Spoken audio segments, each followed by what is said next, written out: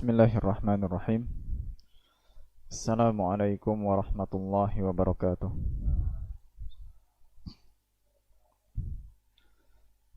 Innal hamdalillah nahmaduhu wa nasta'inuhu wa nastaghfiruh wa na'udzu billahi min shururi anfusina wa sayyiati a'malina. Man yahdihillahu fala mudilla lahu wa man yudlil fala hadiya lahu.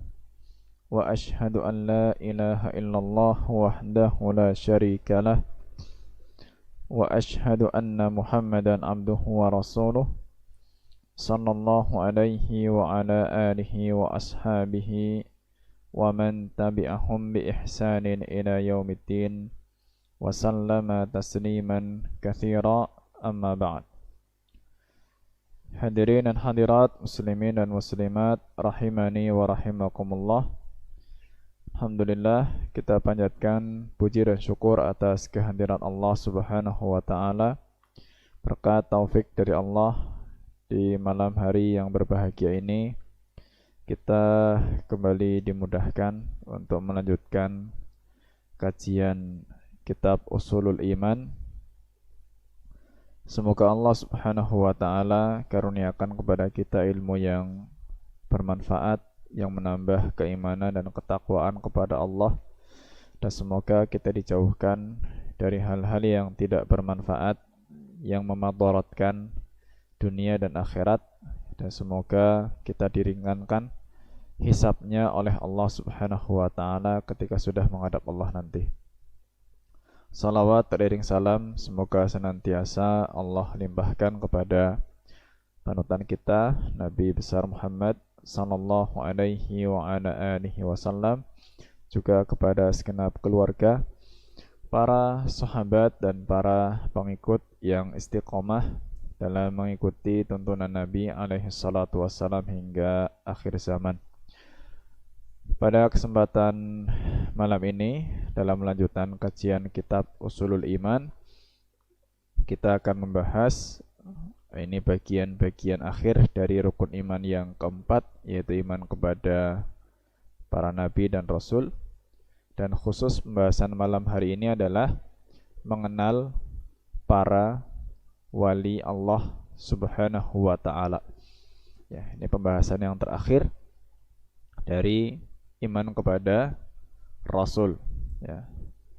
Tentu wali dengan Rasul beda. Ya, wali dengan Rasul berbeda. Bedanya di mana wali dengan Rasul? Wali tidak dapat wahyu, Rasul dapat wahyu. Nah, jadi istilah wali, ya, istilah wali sebetulnya itu kalau di kita kan istilah yang cukup familiar ya, apalagi kalau di pelajaran-pelajaran sejarah itu nanti kita ada yang dikenal dengan wali songo dan lain sebagainya. Intinya istilah wali itu istilah yang familiar, ya, yang kemudian dipahami sebagai hamba-hamba Allah yang terpilih gitu ya, orang soleh, ya, bertakwa kepada Allah Subhanahu wa ta'ala, ya, dan punya keimanan yang tinggi. Meskipun sebetulnya wali, ya, kata wali itu adalah istilah yang sifatnya umum, ya. Wali itu istilah yang maknanya umum, ya. Jadi kita katakan bahwa para rasul, ya, para rasul itu sudah pasti mereka adalah wali Allah. Ya. Para rasul, para nabi dan rasul, mereka sudah pasti wali Allah. Ya, tapi tidak semua wali Allah itu menjadi nabi dan rasul. Ya. Saya ulangi ya. Para nabi dan rasul itu pasti wali Allah. Pasti. Ya. Tapi tidak semua wali, ya, tidak semua wali Allah itu menjadi nabi dan rasul. Nah, jadi wali itu sifatnya umum. Ya, wali sifatnya umum. Karena wali, ya, kata wali yang dijelaskan oleh Allah Subhanahu wa taala di dalam Al-Qur'an, ya, pernah kita singgung ayatnya, yaitu dalam surat Yunus ayat yang ke-62 ya, dan 63, khususnya di ayat yang ke-62. Allah Subhanahu wa taala berfirman, "Ala inna awliya Allahi la khaufun 'alaihim wa la hum yahzanun." Ayat yang ke-63, "Alladzina amanu wa kanu yattaqun." Ya. Allah berfirman, "Ala inna awliya Allah." Ingatlah bahwa para wali Allah, aulia itu jamaknya wali. Ya, cuma orang Indonesia suka ngasih nama anaknya, ada yang namanya siapa? Aulia. Padahal satu orang. Ya. Aulia itu harusnya banyak orang. Ya. Sesungguhnya para wali Allah, aulia itu jamak dari wali. Wali-wali Allah, jadinya aulia. Wali-wali Allah itu la khaufun alaihim wa la hum yahzanun. Ya. Tidak ada rasa takut bagi mereka dan tidak juga mereka itu bersedih. Itu istimewanya wali Allah. Jadi wali Allah itu tidak pernah takut dan tidak pernah sedih.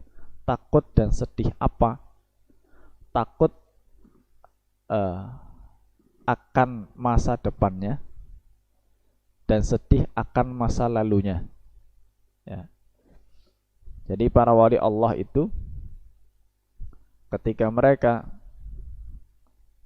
menjelang kematiannya, ya, orang-orang yang istiqamah, alladzina qalu rabbunallahu tsumma istaqamu tatanazzalu alaihimul malaikatu alla takhafu wa la tahzanu wa abshiru bil jannati allati kuntum tu'adun. Jadi mereka ketika menjelang kematiannya, malaikat itu turun, ya. Untuk apa? Untuk mengabarkan kepada mereka tidak usah takut, tidak usah sedih, karena mereka diberi kabar gembira akan masuk surga. Ya, tapi itu kapan? Menjelang kematiannya. Pas masih hidup kita tidak tahu.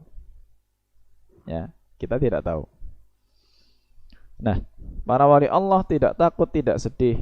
Ya, tidak takut dengan apa yang akan dihadapi nanti di akhirat, dan juga tidak sedih dengan apa yang sudah berlalu dari urusan dunia. Ya, banyak kehilangan dunia biasa saja. Ya, kalau wali Allah, ya, itu banyak kehilangan dunia nggak ada masalah, nggak stres. Ya, nggak naik kelas, ya nggak stres, biasa aja. Ya, masalah naik kelas, raport nilai berapa itu urusan duniawi kok. Ijazah tulisannya tidak lulus, santai aja. Ya, nggak perlu ada yang dikhawatirkan. Ya, toh itu cuma tulisan tidak lulus. Ijazahnya juga nggak akan dipamerkan di hadapan Allah. Allah nggak akan nanya ijazah kita tulisannya lulus apa nggak lulus. Ya, itu kan kita mencari predikat di hadapan manusia. Ya. Kehilangan pekerjaan, ya santai. Rizki Allah itu kan datangnya nggak hanya dari gaji, pekerjaan tetap, dan lain sebagainya. Rizki Allah itu pintunya banyak.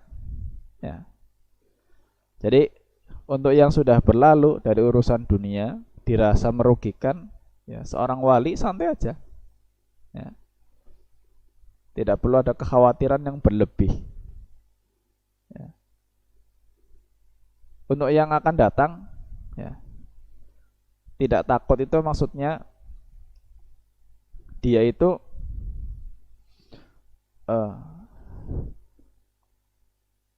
ketika dikabari tadi oleh malaikat, ya, ketika dikabar oleh malaikat, tentunya setelah itu dia tidak perlu ada kekhawatiran. Adapun kalau di dunia, ya, ketika masih hidup, memang kita harus punya rasa takut kepada Allah Subhanahu wa taala dan takut dengan ancaman-ancaman Allah Subhanahu wa taala.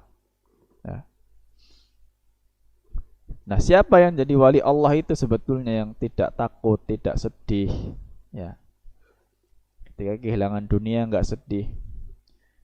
Di ayat yang ke-63 Allah jelaskan alladzina amanu wa kanu yattaqun. Ya, yaitu orang-orang yang beriman dan bertakwa. Sudah, itu aja.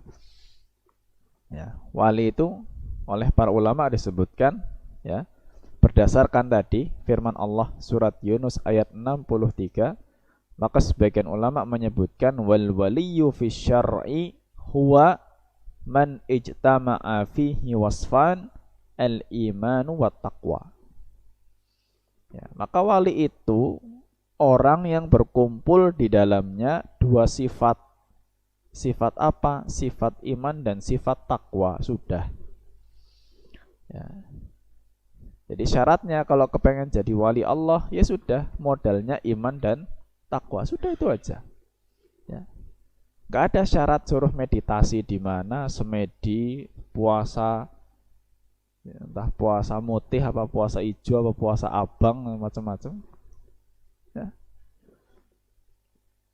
Iman takwa. Perintah Allah dijalankan sesuai dengan tuntunan Nabi alaihi salatu wassalam. Larangan-larangan Allah berusaha ditinggalkan. Tapi yang nggak mungkin juga manusia itu bersih dari dosa, ya, karena pasti berbuat dosa, sudah pasti. Tapi kan kata Nabi sallallahu alaihi wasallam, kullu bani adama khata'un wa khairul khata'in at-tawwabun. Semua anak Adam itu pasti salah, tapi sebaik-baik orang yang bersalah itu mereka yang tobat. Sudah. Perintahnya dijalankan semampunya, larangannya ditinggalkan, kalau ada yang dilanggar tobat. Iman takwa. Ya. Iman itu urusan hati umumnya, ya, maksudnya kalau ada istilah iman, ya, ada kalanya dimaksud dengan iman itu memang masalah keyakinan. Ya. Meskipun iman itu juga tidak sebatas masalah keyakinan. Salat kita itu juga bagian daripada iman. Puasa kita itu bagian dari iman. Makanya orang salat bisa salatnya baik, itu pasti karena hatinya juga baik. Puasanya baik juga karena hatinya baik. Ya. Maka itulah wali, persepsi wali seperti itu. Ya. Sebaik-baik definisi pengertian wali, ya apa yang disebutkan oleh Allah dalam Al-Quran. Ya, Allah nggak memberikan syarat yang macam-macam tentang wali. Ya, iman takwa cukup. Maka setiap kita itu punya kesempatan untuk jadi wali Allah. Ya, setiap kita punya kesempatan untuk jadi wali Allah, meskipun tidak akan punya kesempatan untuk jadi nabi. Kan gitu. Jadi kan disebutkan kalau semua nabi dan rasul itu pasti wali, karena mereka pasti beriman, pasti bertakwa, kan begitu. Masa ya ada nabi dan rasul yang enggak beriman dan enggak bertakwa? Nabi itu sudah orang yang paling beriman dan paling bertakwa di antara hamba Allah, maka mereka pasti wali. Ya, mereka pasti wali Allah. Hanya tidak semua wali sampai kepada derajat kenabian. Ya. Maka ada wali-wali yang memang mereka manusia biasa. Ya, maka wali itu atau para wali itu juga sebetulnya ada level-levelnya. Ya. Ada levelnya, ada tingkatannya. Tingkatan yang paling tinggi ya para nabi dan rasul. Ya. Para nabi dan rasul itu sudah tingkatan wali yang paling tinggi. Ya, gak ada yang lebih tinggi dari nabi dan rasul. Ya. Baru kemudian setelahnya itu adalah orang-orang soleh. Ya. Orang-orang soleh juga tingkatannya beda-beda. Ya. Orang-orang soleh yang paling baik dan paling soleh yang pernah ada hidup di muka bumi adalah para sahabat Nabi radhiyallahu taala anhum. Itu para wali yang tinggi adalah para sahabat Nabi. Kenapa? Karena disebutkan oleh Nabi alaihi salatu wassalam, khairun nasi qarni. Ya, dalam hadis Bukhari Muslim, khairun nasi qarni. Sebaik-baik manusia kata Nabi. Ya, sebaik-baik manusia adalah qarni. Qarni itu generasiku. Generasi yang hidup bersama dengan Nabi sallallahu alaihi wasallam. Itu sebaik-baik manusia di hadapan Allah Subhanahu wa taala. Siapa yang mengatakan? Nabi alaihi salatu wassalam. Ya. Jadi orang sesoleh apapun, kalau hidupnya tidak pernah ketemu Nabi sallallahu alaihi wasallam, ya, maka derajatnya tetap di bawah sahabat. Sahabat itu adalah orang yang pernah ketemu Nabi sallallahu alaihi wasallam, beriman dan mati dalam kondisi iman. Itu sahabat. Ya. Orang yang pernah ketemu Nabi, kemudian beriman, ya, dan mati dalam kondisi iman. Itu namanya sahabat. Meskipun ketemu Nabi cuma sekali tok, cuma sekali. Ketemu sebentar, udah. Maka sah untuk jadi sahabat. Ya, sah untuk jadi sahabat. Meskipun ketemunya cuma sekali, meskipun ketemunya nggak lihat karena buta. Sebagian sahabat buta. Ya. Sahabat Ibnu Ummi Maktum, muadzin, salah satu muadzin Rasulullah sallallahu alaihi wasallam, buta. Ya, nggak lihat Nabi, nggak. Ya. Tapi sahabat. Ya. Bahkan yang ketemu cuma sekali aja, bahkan mungkin ketemunya itu hanya di akhir-akhir hayat Nabi alaihi salatu wasallam. Kayak ketika Nabi itu di akhir hayatnya sempat tinggal di Mekah, ya.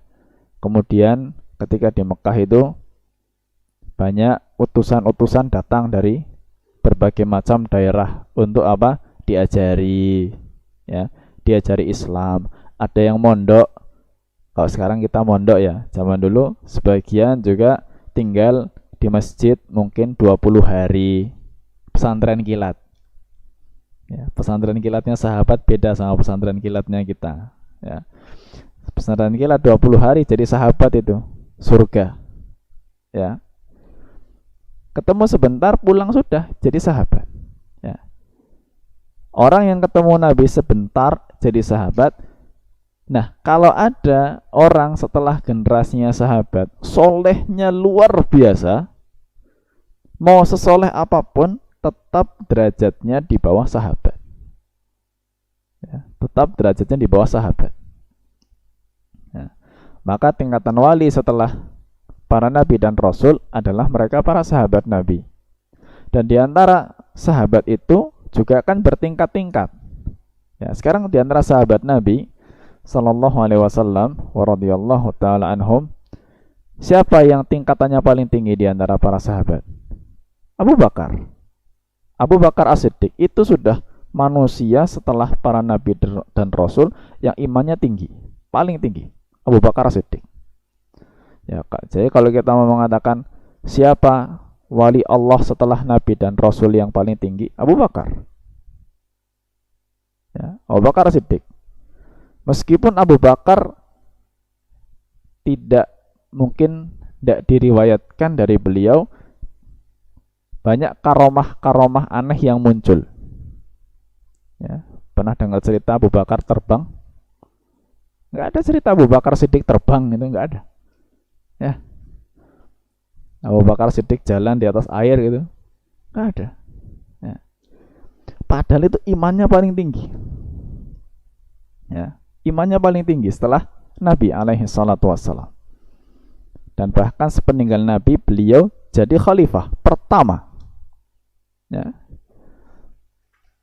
Maka karomah yang Allah berikan kepada Abu Bakar itu bukan karomah yang wujudnya, ya, bukan karomah yang wujudnya kejadian-kejadian aneh yang sudah kita bahas sebelumnya. Ada mukjizat, irhasot, karomah, maunah, istidraj, ya kan.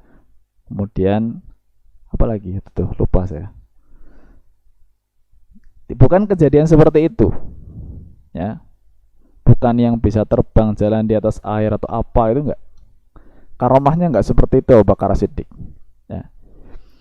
Tapi karomah yang Allah Subhanahu wa taala berikan kepada Abu Bakar diantaranya adalah kekuatan iman yang tidak diberikan kepada selain Abu Bakar.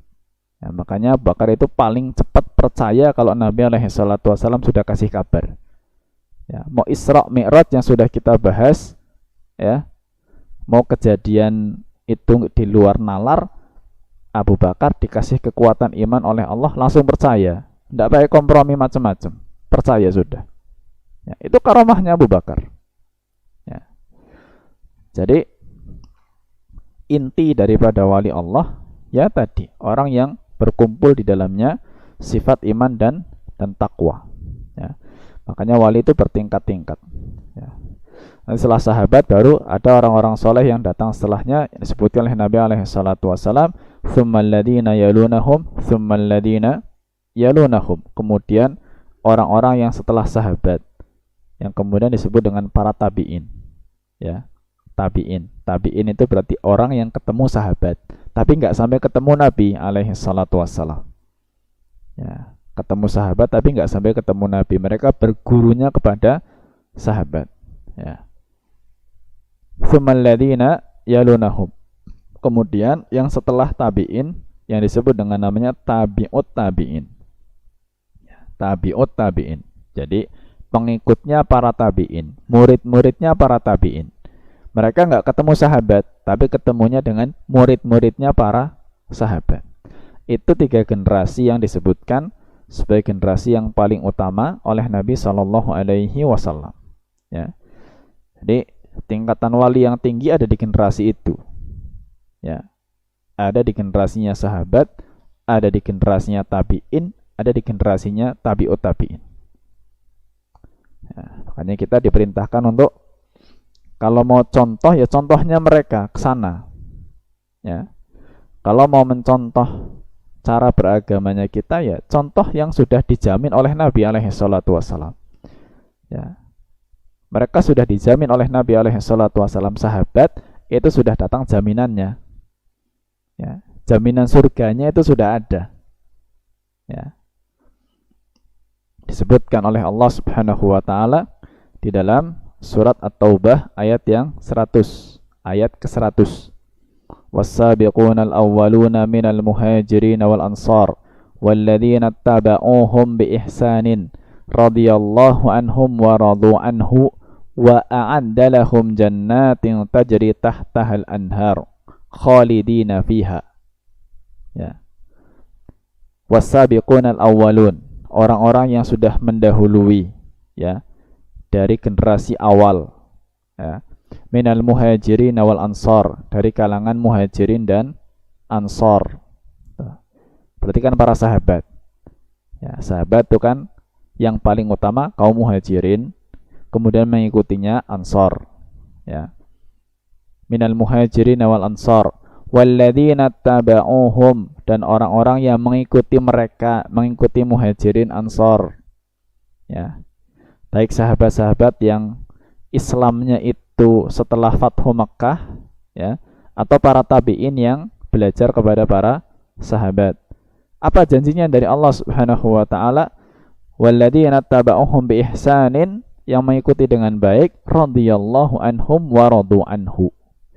Maka Allah meridai mereka dan mereka pun ridha kepada Allah Subhanahu wa taala. Wa a'adda lahum jannatin tajri tahtahal anhar, dan Allah menyediakan untuk mereka surga yang mengalir di bawahnya sungai-sungai. Khalidina fiha, kekal di dalamnya. Ya, itu janjinya Allah Subhanahu wa taala, menyebutkan fadilahnya para sahabat dan orang-orang yang mengikuti sahabat. Ya. Maka kita kalau mau ikut masuk surga, ya ngikut bagaimana para sahabat itu mengajari agama, karena mereka yang paling paham, ya paling paham apa yang dimaksud dengan ayat Al-Quran, kapan turunnya, sebabnya apa, ya ngamalkannya bagaimana. Juga mereka paling paham dengan sabda Nabi SAW karena langsung ketemu dan dengar dari Nabi SAW. Yang dikepengini apa, ngamalkannya seperti apa, mereka paling paham. Ya. Maka Allah perintahkan ikutnya para sahabat. Ya, itu wali Allah yang sudah paling tinggi derajatnya. Ya, paling tinggi derajatnya. Nah, adapun seperti kita, ya, orang-orang yang datang atau mungkin jauh zamannya, ya, dari generasi para wali, ya, yang utama tadi, ya, ya kita berusaha, ya, kita berusaha meskipun nggak akan sampai juga derajatnya para sahabat, ya, kita berusaha untuk jadi golongan yang sekiranya oleh Allah Subhanahu wa taala disebutkan dalam Al-Qur'an itu, ya, bahwa manusia itu, ya, di antara hamba-hamba Allah itu akan terbagi jadi 3 golongan, ya. Ada 3 golongan, ya. Jadi ada yang disebut oleh Allah Subhanahu wa taala sebagai al-muqarrabun, ya, atau disebut as-sabiqun al-muqarrabun, ya. Ada yang disebut dengan ashabul yamin dan ada yang disebut dengan ashabus shimal, ya. Ada yang disebut dengan al-muqarrabun, ya. Ada yang disebut dengan ashabul yamin, ada yang disebut dengan ashab ashimal. Al-muqarrabun berarti orang-orang yang didekatkan oleh Allah Subhanahu wa taala. Itu al-muqarrabun, ya. Ashabus shimal itu maknanya adalah golongan kanan, ya. Nanti jelaskan al-muqarrabun itu apa, golongan kanan itu apa. Ada ashabus shimal berarti golongan kiri, ya, golongan kiri, ya. Ada ashabul yamin, ada ashabus shimal, ada al-muqarrabun. Ya, kalau jadi yang masuk surga 2, yang masuk neraka 1. Ya. Yang masuk surga al-muqarrabun dan ashabul yamin. Ya. Orang-orang yang didekatkan kepada Allah dan golongan kanan itu yang masuk surga. Ya, adapun yang golongan kiri itu masuknya neraka. Ya. Ulama jelaskan antara al-muqarrabun dengan ashabul yamin bedanya apa? Toh dua-duanya masuk surga.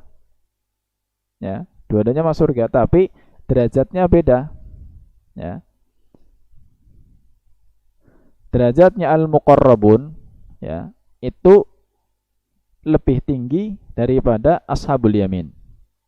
Ya, lebih tinggi daripada ashab al-yamin.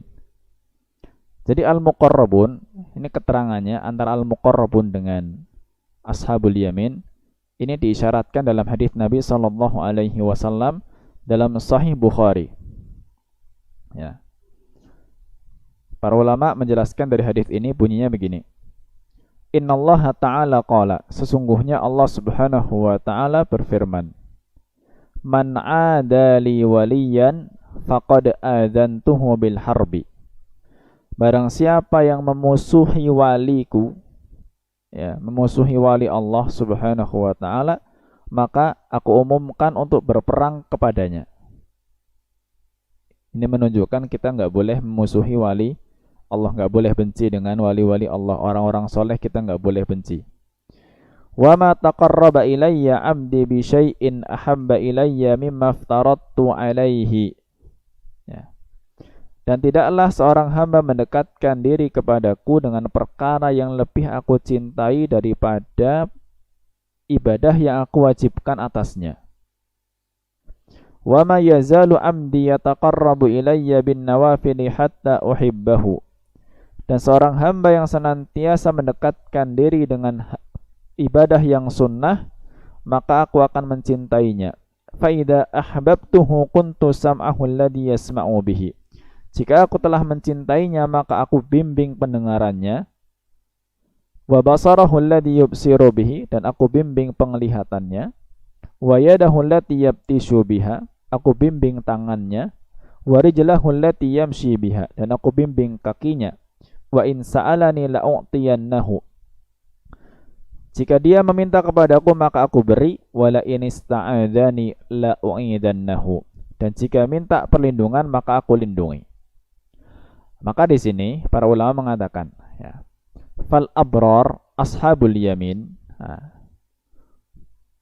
dikatakan yang namanya ashabul yamin dulu, ya, ashabul yamin humul mutaqarribuna ilaihi ta'ala bil faraid yaf'aluna ma aujaballahu alaihim wa yatrukuna ma harramallahu alaihim wa la yukallifuna anfusahum bil mandubat walal kaffi anin fudulatil mubahat. Nah, orang yang ashabul yamin dulu, ya, oleh para ulama disebutkan mereka yang melakukan ibadah-ibadah yang wajib, ya, menunaikan ibadah yang wajib, tapi tidak banyak mengamalkan yang sunnah,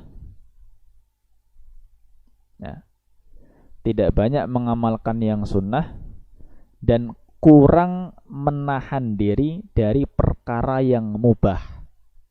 Kurang menahan diri dari perkara yang mubah. Mubah itu apa? Mubah itu ya dosa enggak, pahala enggak, ya. Jangan diterjemahkan ke bahasa kita mubah, mubazir apa segalanya. Kalau kita mubah berarti kan seolah-olah itu terbuang sia-sia gitu. Ya memang aslinya mubah itu sesuatu yang enggak berpahala, enggak dosa. Memang sia-sia sih itu, buang-buang waktu, ya, perkara yang mubah, ya. Nah, ashabul yamin, golongan kanan yang insya Allah tetap dijanjikan masuk surga, mereka hanya fokus membatasi diri untuk melakukan hal yang wajib. Yang sunnah enggak terlalu, tapi yang wajib ditunaikan semuanya, ya. Yang mubah masih banyak dikerjakan, ya. Yang mubah masih banyak dikerjakan, ya. Mubah itu sebetulnya banyak perkara dunia kita itu mubah, ya. Makan, minum itu aslinya hukumnya mubah, ya. Tidur hukumnya mubah. Jalan-jalan, rekreasi hukumnya mubah. Terus gak usah rekreasi. Nah, gini, jalan sehat mubah. Goes. Nah, makanya nanti gimana caranya yang mubah itu menjadi sesuatu yang berpahala. Karena mubah itu yang aslinya tidak berpahala dan tidak dosa, ada kalanya berpahala dan ada kalanya jadi dosa, ya.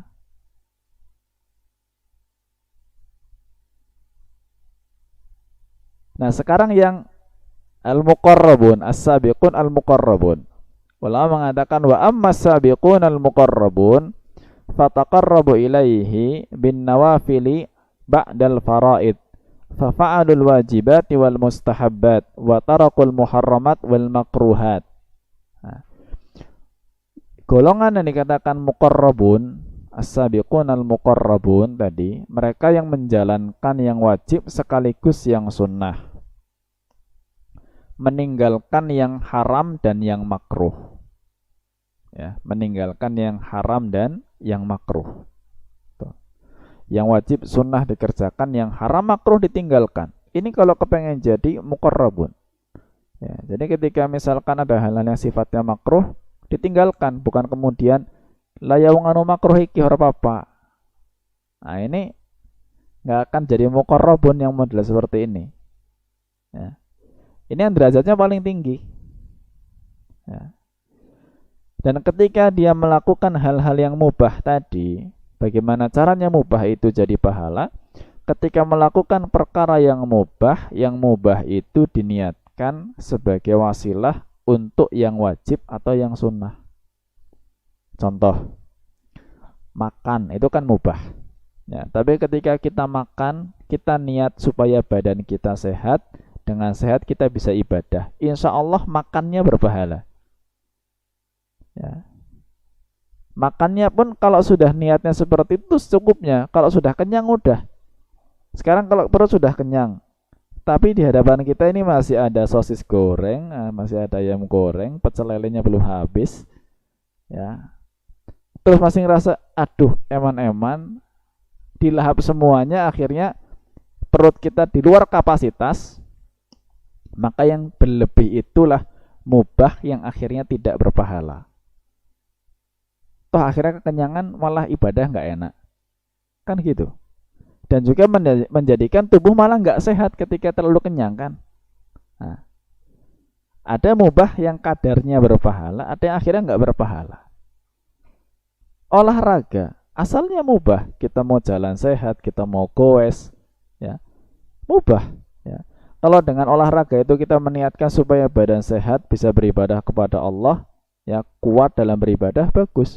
Tapi kalau pada akhirnya olahraga itu sifatnya berlebihan, ya kan malah nggak bagus, menghabiskan waktu, tenaga juga malah jadi habis, ya. Belum malah olahraga itu mendorong kita untuk melakukan mubah-mubah yang betul-betul tidak bermanfaat, ya. Ada orang senang olahraga, oke lah boleh. Olahraga bentuknya macam-macam. Ada yang senang pingpong, ada yang senang basket.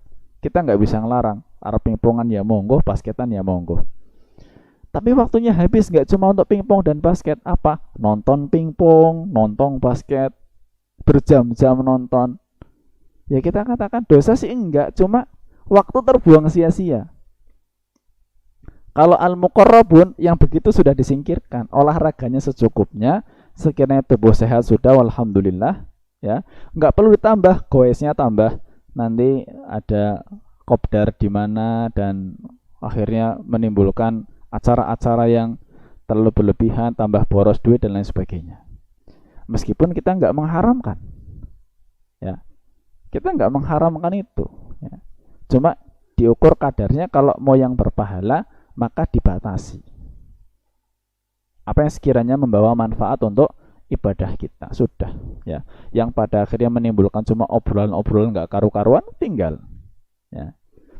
Maka itu ada yang al-muqarrabun tadi, ya. Al-muqarrabun berarti mereka yang mengamalkan yang wajib, sunnah, meninggalkan yang makruh dan haram, ya. Adapun yang mubah sekadarnya untuk mendukung yang wajib atau yang sunnah, ya. Tapi kalau ashabul yamin tadi, ya, sekedar perhatian kepada yang wajib tapi kurang mengamalkan yang sunnah. Yang mubah-mubah, yang makruh-makruh masih banyak dikerjakan karena berpikiran ya nora dosa iki, ya. Itu, ya. Dan semoga tidak menjadi yang ashabus shimal, yang golongan kiri, itu yang banyak maksiat, ya. Maka wali Allah, ya seperti itulah tingkatannya, ya. Dan yang perlu kita pahami juga bahwa wali itu tidak identik dengan penampilan tertentu, ya. Maka para ulama tegaskan la yakhtassu awliyaullahi bilibasin wala hay'ah, ya. Wali-wali Allah itu tidak punya kekhususan dari sisi pakaian ataupun penampilan, ya. Jadi wali itu nggak mesti orang yang pakai jubah panjang putih nganggo udeng-udeng diikat atau mungkin pakai apa. Yang berpenampilan seperti itu ya kita berbaik sangka, insya Allah orangnya soleh, insya Allah. Tapi di hadapan Allah belum tentu. Kita hanya bisa melihat, menilai orang dari lahirnya. Nampaknya soleh ya kita berbaik sangka, insya Allah soleh. Ya, tapi di hadapan Allah belum tentu seperti itu, ya. Dan belum tentu juga orang yang penampilannya itu mungkin sederhana terus bukan wali Allah, bisa saja dia wali Allah, ya.